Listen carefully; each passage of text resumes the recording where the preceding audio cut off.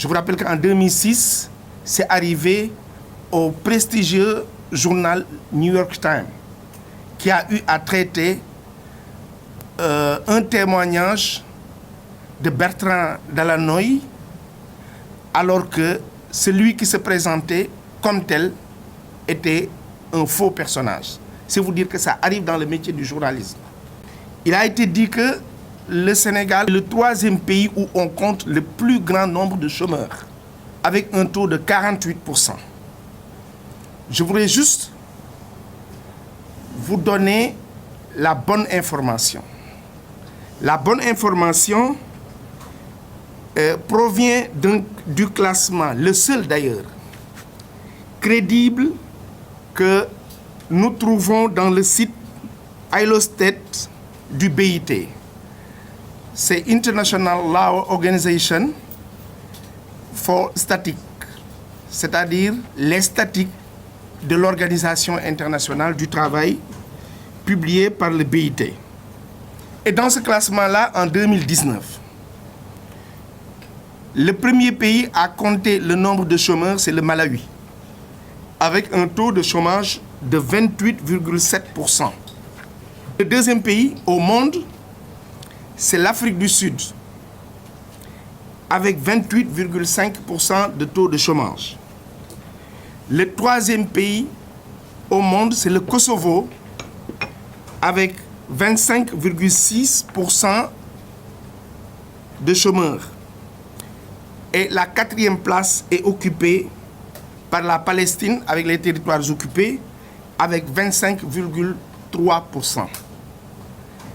Au moment où je vous parle, en fin 2019, l'Agence nationale de la statistique et de la démographie, qui est l'institution faîtière et très crédible, travaillant sur une base améliorée de définition des éléments d'information du BIT, donne au Sénégal un taux de chômage de 16,9%.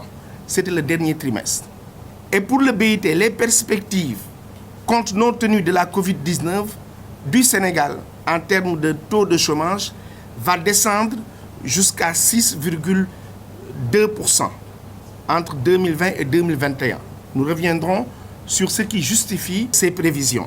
Pour être chômeur, il faut être en âge d'être employé ou de s'employer, en être apte, être qualifié à produire un emploi et être en quête active d'emploi.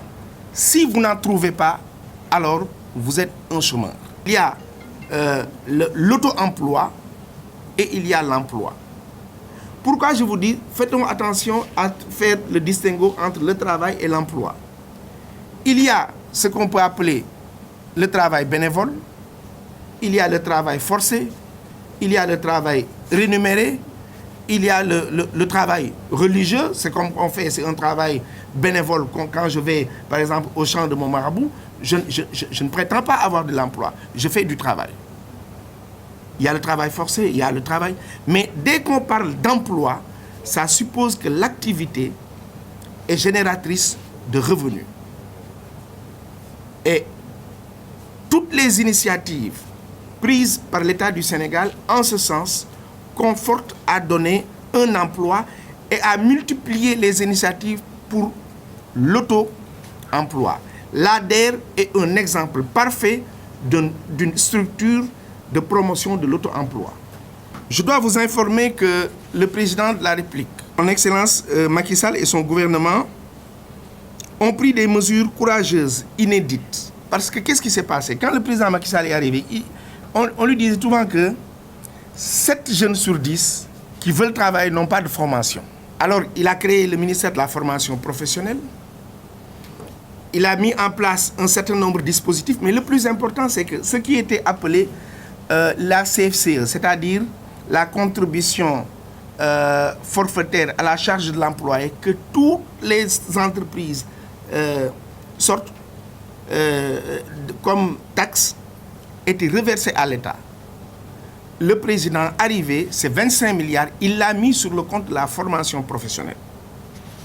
C'est la raison pour laquelle, pas plus tard que l'année dernière, en 2019, 36 000 jeunes ont reçu des bourses de formation par le biais du 3FPT.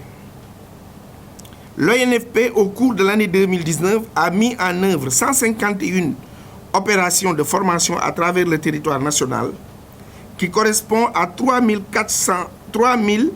413 bénéficiaires, dont 72% sont des travailleurs venant soit du secteur formel, soit du secteur informel, et les 28% reflètent la part de formation initiale des autres demandeurs.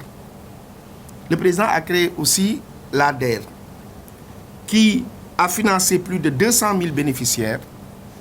Le président de la République a créé ce qu'on appelle le PFDSE, programme qui s'occupe d'écoles-entreprises et qui permet aux jeunes d'être employés et d'être en formation et d'avoir une pécule qui tourne autour de 40 000.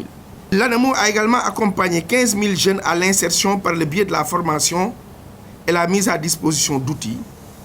Au niveau de l'apprentissage, il y avait 120 ateliers équipés en 2012, contre 3088 en 2019.